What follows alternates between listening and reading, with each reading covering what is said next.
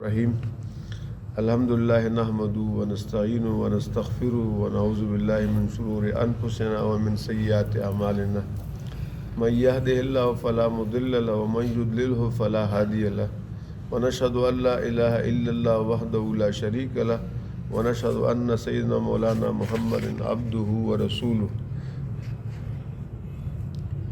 عن ابی ہریرہ رضی اللہ تعالی عنہ ان رسول اللہ صلی اللہ علیہ وسلم قال مثلی ومثل الانبیاء من قبلی کمثل رجل بنا بنیانا فاحسنہ واجملہ الا موضع لبنۃ من زوایۃ من زوایاہ فجعل الناس یطوفون به ویعجبون له ویقولون هلا وضعت هذه اللبنة قال فانا اللبن وانا خاتم النبیین۔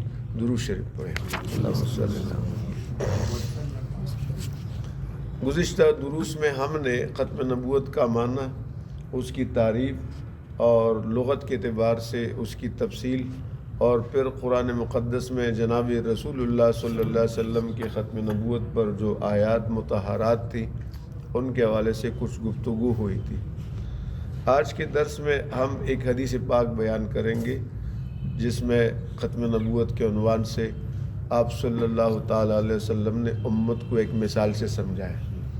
یہ بات یاد رکھنے کی ہے، ہم نے پچھلے درسوں میں بھی بتایا کہ رسول اللہ صلی اللہ علیہ وسلم کی ختم نبوت قرآن پاک کی 100 آیات سے ثابت ہے۔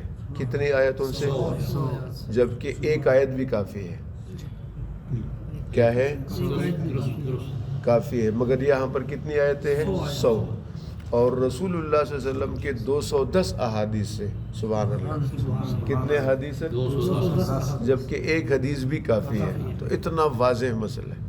اب آج جو میں نے آپ کے سامنے حدیث پاک تلاوت کی، یہ بخاری شریف میں بھی ہے، کتاب المناقب میں، اور مسلم شریف میں بھی ہے، جو حدیث کی بڑی کتابیں ہیں اور بڑی صحیح ترین کتابیں، اور اس کے علاوہ مشکوٰۃ شریف اور کئی کتابوں کے اندر اس کا ذکر ہے۔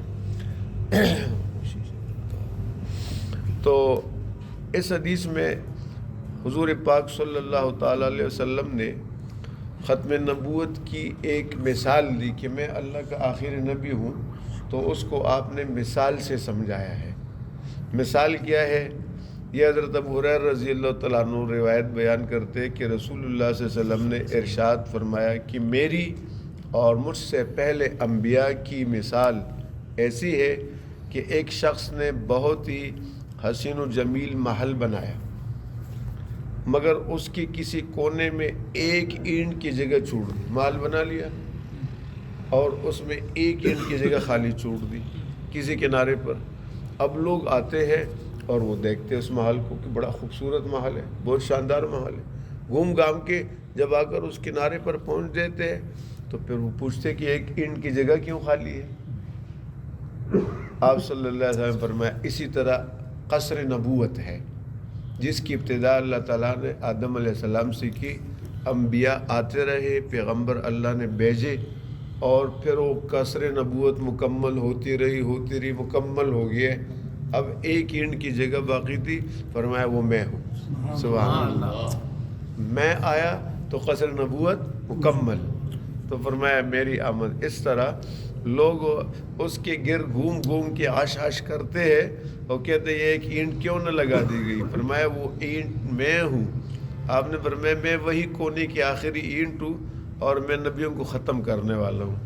یہ ختم نبوت اسلام کا ایک بنیادی اور اساسی عقیدہ ہے، اور اس پر ہم سب کا ایمان ہے کہ اللہ تعالیٰ نے جو انسانوں کی ہدایت کے لیے انبیاء علیہ السلام کو اور اس آسمانی تعلیمات کا ایک سلسلہ چلایا تھا، وہ انبیاء آتے رہے، وہ دنیا سے چلے گئے، آخر میں جناب رسول اللہ صلی اللہ علیہ وسلم تشریف لائے۔ آپ کی تشریف آوری سے دین مکمل ہوا، اور وہ جو قرآن کی آیت ہے جس میں اللہ تعالیٰ نے ارشاد فرمایا الیوم اکملت لکم دینکم واتممت علیکم نعمتی وردیت لکم الاسلام دینا، اس میں اللہ نے اعلان کر دیا، امت کو براہ راست اعلان کیا کہ آج کے دن میں نے تمہارا دین مکمل کر دیا، اور تم پر میں نے اپنی نعمت تام کر دی، اور تمہارے لیے میں دین اسلام پہ راضی ہوا۔ ایک یہودی نے حضرت عمر رضی اللہ تعالیٰ عنہ سے کہا کہ آپ کی کتاب میں ایک آیت ہے، اگر وہ آیت ہمارے اوپر نازل ہوتی، ہماری تورات میں نازل ہوتی، تو اس دن کو ہم عید کا دن بناتے. اتنی شاندار آیت ہے وہ. حضرت عمر رضی اللہ تعالیٰ عنہ نے پوچھا کہ بھئی وہ کون سی آیت ہے؟ اس نے یہ آیت پڑھی، الیوم اکملت لکم دینکم، جس میں اللہ نے دین کی تکمیل کا، اپنے انعام کو تام کرنے کا اور اسلام کو مذہب بنانے کا حکم دے دیا اور خوشخبری سنا دی. حضرت عمر رضی اللہ تعالیٰ عنہ نے کہا تجھے پتہ ہے یہ آیت جس دن نازل ہوئی اس دن ہماری 2 عیدی تھی. سبحان اللہ. کتنی عیدی تھی؟ 2 عید. ایک جمعے کا دن تھا، اور جمعہ کا دن تو ویسے بھی عید کا دن سید الایام ہے مسلمانوں کے لیے. تو ایک تو وہ جمعے کا، دوسرا ہے کہ یہ آیت جو تھی مجھے معلوم ہے کہ جناب رسول اللہ صلی اللہ علیہ وسلم عرفات کے میدان میں تھے. 9 ذو الحج کا دن تھا اور عرفے کا دن یہ عید شمار ہوتا ہے. حج کے اندر رکن اعظم ہے عرفہ، وقوف عرفہ. اگر کوئی آدمی حاجی جائے نا، قربانی بھی کرے، طواف بھی کرے، احرام بھی باندھے، صفا مروہ کی سعی بھی، اس نے وقوف عرفہ نہیں کیا، اس کا حج نہیں. تو فرمایا یہ عید کا دن تھا. تو یہ ہماری خوش قسمتی ہے، جناب رسول اللہ صلی اللہ علیہ وسلم کی تو فعل اس امت کو اللہ نے اعزاز بخشا ہے. تو بہرحال آپ کی جو 210 احادیث ہے ان میں نے آج آپ کو ایک حدیث پاک تلاوت کی، جس میں حضور پاک صلی اللہ علیہ وسلم کی ختم نبوت کا ذکر ہے. ہمارا اور آپ کا اور تمام علیہ السلام کا یہ عقیدہ ہے کہ جناب رسول اللہ صلی اللہ علیہ وسلم آخری نبی تھے، آپ کے بعد کوئی نبی نہیں آئیں گے اور نہ کوئی شریعت آئے گی. عیسیٰ علیہ السلام اگر آئیں گے تو ان کو اللہ نے آسمانوں پر اٹھایا ہے، وہ زندہ ہے، وہ آئیں گے، اور جب وہ تشریف لائیں گے تو نبی کی حیثیت سے نہیں آئیں گے. یہ ہے مسئلہ. وہ آئیں گے رسول اللہ صلی اللہ علیہ وسلم کا تابع بن کر آئیں گے. وہ کلمہ میرے نبی کا پڑھیں گے، اپنا کلمہ نہیں پڑھیں گے. وہ نماز میری نبی کا پڑھیں گے اور پڑھائیں گے، اپنی نماز نہیں.